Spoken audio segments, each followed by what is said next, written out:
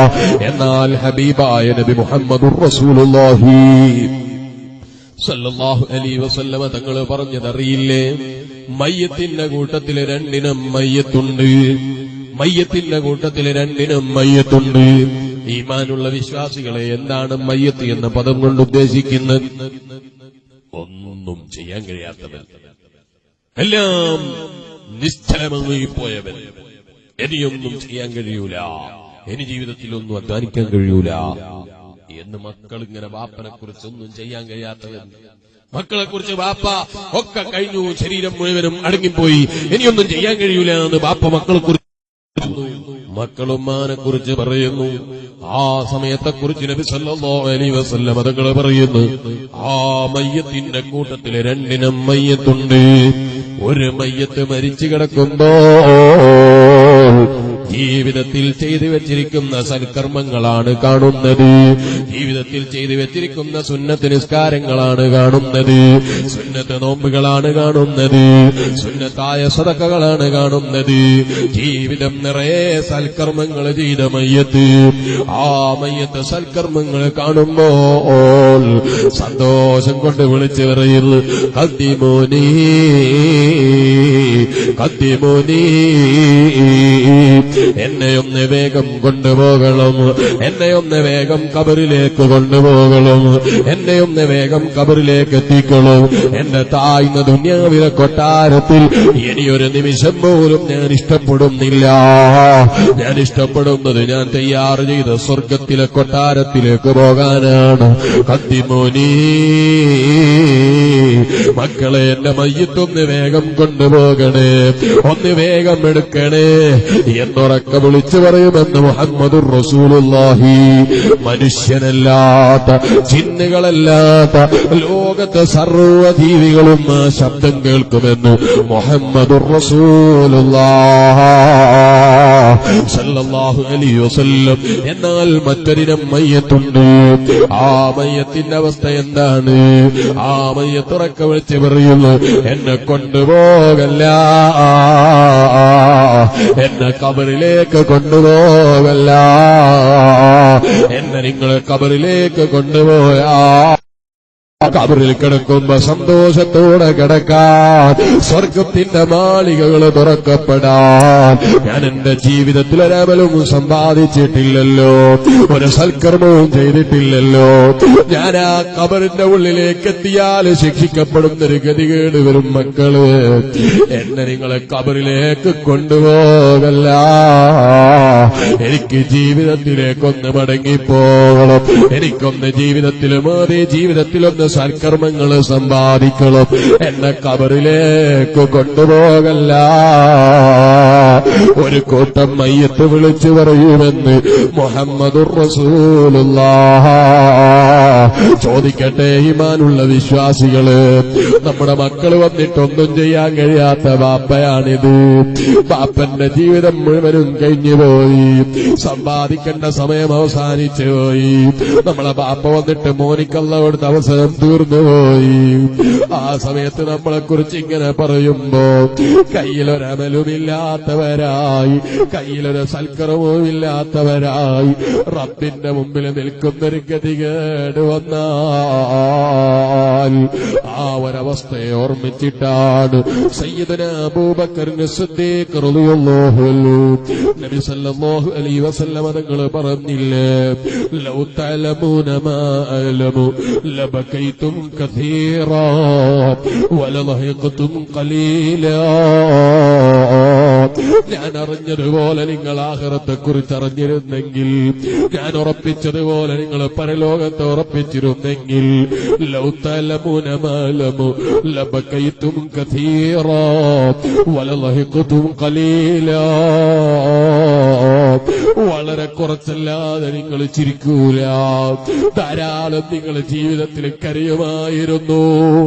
മുഹമ്മദുർ റസൂലുള്ളാഹി സല്ലല്ലാഹു അലൈഹി വസല്ലം തങ്ങൾ പറഞ്ഞില്ലേ, ഈ ഹദീസിന്റെ വ്യാഖ്യാനത്തിൽ മുല്ലാലിയുൽ ഖാരി റളിയല്ലാഹു അൻഹു പറയുന്നു, സയ്യിദുനാ അബൂബക്കർ സിദ്ദീഖ് റളിയല്ലാഹു അൻഹു ഇങ്ങനെ കേൾക്കുമ്പോ പറയുന്നു, അല്ലാഹ്, ഞാനൊക്കെ മൃഗങ്ങൾ ൊരു പുൽമേടായിരുന്നെങ്കിൽ, മൃഗങ്ങളൊക്കെ കഴിക്കുന്നൊരു പുല്ലായിരുന്നെങ്കിൽ, വൈക്കോലായിരുന്നെങ്കിൽ എത്ര നന്നായിരുന്നു. ചിന്തിക്കുന്നത് സയ്യിദുനാ അബൂബക്കർ സിദ്ദീഖ് റളിയല്ലാഹു അൻഹു ആണ്. ജീവിതത്തിലൊരു തെറ്റ് ചെയ്തിട്ടില്ല. സ്വർഗത്തിലാണെന്ന് ഹബീബായ നബി മുഹമ്മദുർ റസൂലുള്ളാഹി സല്ലല്ലാഹു അലൈഹി വസല്ലം തങ്ങൾ പറഞ്ഞ മഹാനാണ് സയ്യിദുനാ അബൂബക്കർ സിദ്ദീഖ് റളിയല്ലാഹു അൻഹു. അവിടുന്ന് ചിന്തിക്കുന്നത്, ഞാനൊരു വൈക്കോലായിരുന്നെങ്കിൽ, മൃഗങ്ങളൊക്കെ കഴിക്കുന്നൊരു പുല്ലായിരുന്നെങ്കിൽ എത്ര നന്നായിരുന്നു. ഈമാനുള്ള വിശ്വാസികളെ, സ്വർഗത്തിൽ കിടക്കുന്ന അബൂബക്കർ സിദ്ദീഖ് റളിയല്ലാഹു അൻഹു ആ നിലക്കാണ് ചിന്തിച്ചതെങ്കിൽ, ആ നിലക്കോർമ്മിച്ചാണ് കരഞ്ഞതെങ്കിൽ, നമുക്കും ഒരു മടക്കയാത്രയില്ലേ, റബ്ബിലേക്കുള്ള മടക്കയാത്ര.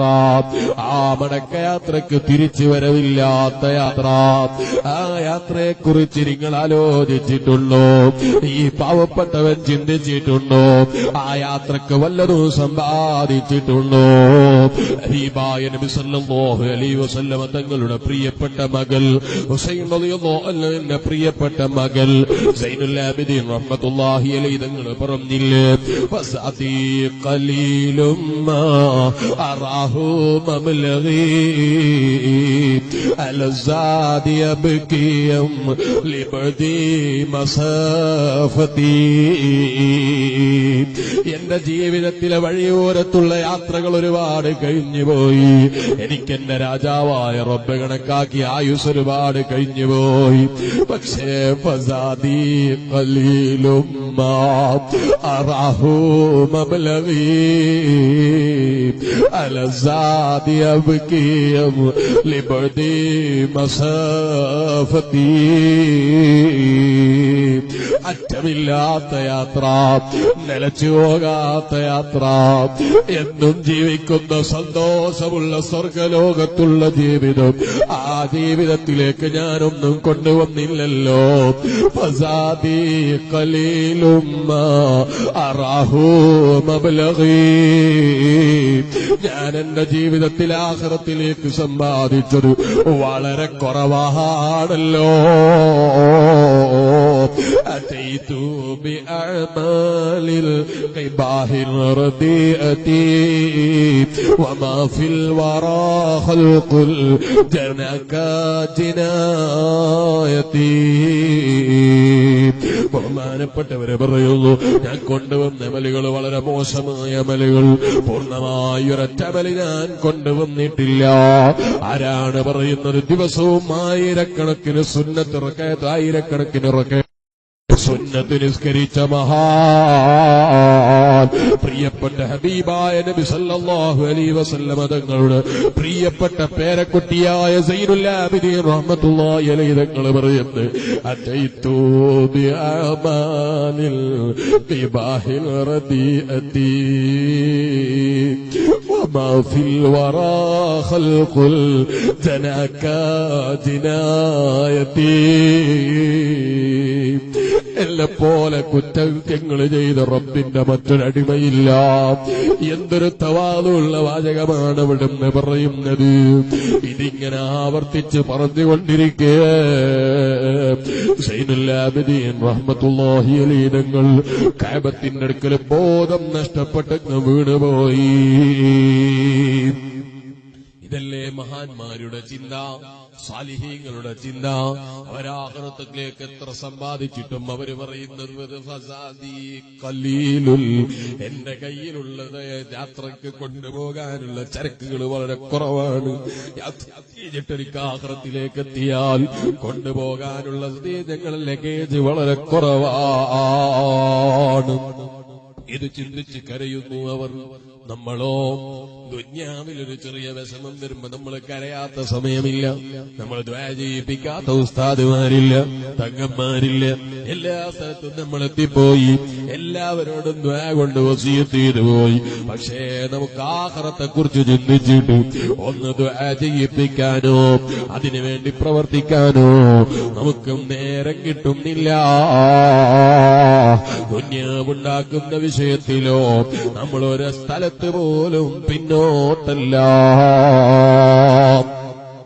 എന്നാൽ നിങ്ങൾ നോക്കൂ, ദുന്യാവുണ്ടായിരുന്ന മഹാന്മാരെങ്ങനെയാണ്? ബഹുമാനപ്പെട്ട ഉമർ ഇബ്നു അബ്ദുൽ അസീസ് റളിയല്ലാഹു അൻഹുവിനെ പരിചയമില്ലേ? ഇസ്ലാമിക് റിപ്പബ്ലിക്കിലെ ഭരണാധികാരിയാണ് ഉമർ ഇബ്നു അബ്ദുൽ അസീസ് റളിയല്ലാഹു അൻഹു. എന്റെ ഈമാനുള്ള ചെറുപ്പക്കാരെ ഇവിടെ എഴുന്നേറ്റ് നിന്നു. പ്രായമുള്ളവരുടെ ഇരിക്കുന്നതിന് വിരോധമില്ല. ചെറുപ്പക്കാരൻ എഴുന്നേറ്റ് സദസ്സിലേക്ക് അടുത്തു വരണം. നമുക്ക് അല്ലാഹുവിനോട് ദുആ പിരിയണം. അല്ലാഹുവേ, ഞങ്ങളെ മജ്ലിസ് ദുആ കിതാബത്തുള്ള മജ്ലിസായി നീ ഞങ്ങളിൽ നിന്ന് കബൂൽ ചെയ്യണേ അല്ലാഹ്. ബഹുമാനപ്പെട്ട അബൂ ഹാസിം റളിയല്ലാഹു അൻഹു പറയുന്നു, ഞാനിങ്ങനെ മദീനത്തെ പള്ളിയിലേക്ക് കയറി ചെല്ലുമ്പോ, മദീനയിലെ അതേ മസ്ജിദുൽ നബവിയിലേക്ക് കയറി ചെല്ലുമ്പോ ഒരാള് മദീനത്തെ പള്ളിയിൽ ഇങ്ങനെ നിൽക്കുന്നത് കാണുന്നുണ്ട്. ആ മനുഷ്യനെ നോക്കുമ്പോ അവിടെ നിന്ന് ധരിച്ച വസ്ത്രം വളരെ മോശമാണ്. ബഹുമാനപ്പെട്ട ഇമാം നവവി റളിയല്ലാഹു അൻഹു ഇലാഹിലും ഇബ്നു ഹജർ അൽ ഹൈതമി റളിയല്ലാഹു അൻഹു തഹ്ഫയിലും മഹാന്മാരായ സർവ്വ പണ്ഡിതന്മാരും രേഖപ്പെടുത്തിയില്ലേ, ഈമാനുള്ള മുഅ്മിനീങ്ങളും മദീനയിലേക്ക് കടക്കുമ്പോ കുളിച്ച് ഫ്രഷായി നല്ല വസ്ത്രം ധരിച്ചിട്ടാണ് മദീനയിലേക്ക് കടക്കേണ്ടത്. അബൂ ഹാസിം റളിയല്ലാഹു അൻഹു നോക്കുമ്പോ വളരെ മുഷിഞ്ഞ വസ്ത്രം ധരിച്ചൊരു മനുഷ്യൻ. അബൂ ഹാസിം റളിയല്ലാഹു അൻഹു അടുത്തേക്ക് ചെന്ന് നോക്കുമ്പോ ഫൈദാ ഹുവ അമീറുൽ മുഅ്മിനീൻ ഉമർ ഇബ്നു അബ്ദുൽ അസീസ്. ഉമർ ഇബ്നു അബ്ദുൽ അസീസ് തങ്ങളെയാ കാണുന്നത്. ഉടനെ തന്നെ അബൂ ഹാസിം തങ്ങളൊന്ന് ചോദിച്ചു പോയി, കാന മർകബുക വത്തിയാ വൗഥൗബുക നഖിയാ വവജ്ഹുക ബഹിയാ വതആമുക ശഹിയാ വഹിർസുക കഥീറാ ഫമല്ലദീ മാ ഗയ്യറ ബിക ഫഅൻത അമീറുൽ മുഅ്മിനീൻ. ഇസ്ലാമിക് റിപ്പബ്ലിക്കിന്റെ ഭരണമേറ്റെടുത്തപ്പോ വല്ലാത്ത മാറ്റമാണല്ലോ നിങ്ങൾക്ക് വന്നത്. മുമ്പ് കാലത്ത് നിങ്ങൾ ഉപയോഗിച്ച വാഹനം എത്ര പ്രൗഢിയുള്ള വാഹനമായിരുന്നു. നിങ്ങളെ വസ്ത്രം എത്ര ക്ലിയർ ഉള്ളതായിരുന്നു. നിങ്ങളെ മുഖം എത്ര തിളക്കമാർന്നതായിരുന്നു. നിങ്ങൾ കഴിക്കുന്ന ഭക്ഷണം എത്ര നല്ല ഭക്ഷണമായിരുന്നു. അല്ല, നിങ്ങളെ ജീവിതത്തിൽ എങ്ങനെയാണ് മാറ്റം വന്നത്? നിങ്ങളെ കയ്യിൽ നല്ല കാണുന്നില്ലല്ലോ, നല്ല വാഹനം കാണുന്നില്ലല്ലോ, നല്ല വസ്ത്രം കാണുന്നില്ലല്ലോ, നല്ല ഭക്ഷണം കാണുന്നില്ലല്ലോ, മുഖത്ത് നല്ല തെളിഞ്ഞു നിൽക്കുന്ന ഷേവ് ചെയ്ത് ഒപ്പിച്ച നല്ല താടിയുള്ള മുഖം കാണുന്നില്ലല്ലോ, നിങ്ങളുടെ മുഖത്തിന് പഴയതുപോലെ തിളക്കം കാണുന്നില്ലല്ലോ. ഉമർ ഇബ്നു അബ്ദുൽ അസീസ് കേട്ടപ്പോൾ ഉമർ ഇബ്നു അബ്ദുൽ അസീസ് റളിയല്ലാഹു അൻഹു കരഞ്ഞുപോയി. കരഞ്ഞുകൊണ്ട് ഉമർ ഇബ്നു അബ്ദുൽ അസീസ് റളിയല്ലാഹു അൻഹു ചോദിക്കുന്നു, അല്ലയോ അബൂ ഹാസിം തങ്ങളെ, നിങ്ങളെങ്ങാനും എന്നെ ഖബറിന്റെ ഉള്ളിൽ കിടക്കുമ്പോ, മൂന്നാമത്തെ ദിവസം ഞാനിങ്ങനെ ഖബറിന്റെ ഉള്ളിൽ ഒറ്റയ്ക്ക് കിടക്കുമ്പോൾ ഹബീബായ നബി തങ്ങൾ പറഞ്ഞതുപോലെ കണ്ണ് മുഴുവനും മൂന്നാമത്തെ ദിവസം വലിച്ചു പോകുമെന്നല്ലേ പറഞ്ഞത്? ശാസ്ത്രം പഠിച്ച വിദ്യാർത്ഥികൾക്കറിയാം, കണ്ണിന്റെ ഉള്ളിൽ ഒരു വെള്ളം സൂക്ഷിച്ചു വെച്ചിട്ടുണ്ട്. ആ വെള്ളം നഷ്ടപ്പെട്ടാൽ പിന്നെ കണ്ണിന് കാഴ്ചയില്ല. ഖബറിൽ കിടക്കുന്ന മനുഷ്യന്റെ കണ്ണ് മൂന്നാമത്തെ ദിവസം ഊരിപ്പോകുമെന്നല്ലേ പറയുന്നത്? ഈമാനുള്ള വിശ്വാസികളെ, ഉമർ ഇബ്നു അബ്ദുൽ അസീസ് റളിയല്ലാഹു അൻഹു ചോദിക്കുന്നു, വഖദ് സാലത്ത് ഹദഖതായ അലാ വജ്നതി,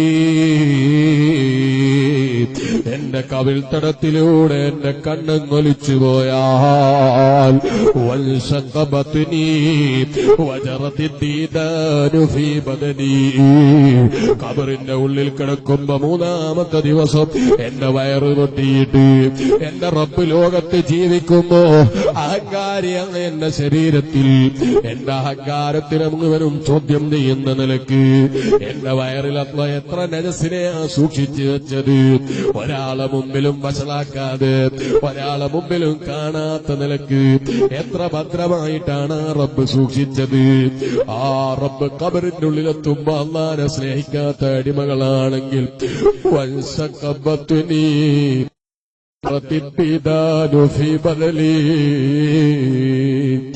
ആ വയറങ്ങ് പൊട്ടിയിട്ട് വയറിന്റെ ഉള്ളിലുള്ള നജസ് മുഴുവനും പുറത്തേക്ക് വന്നു.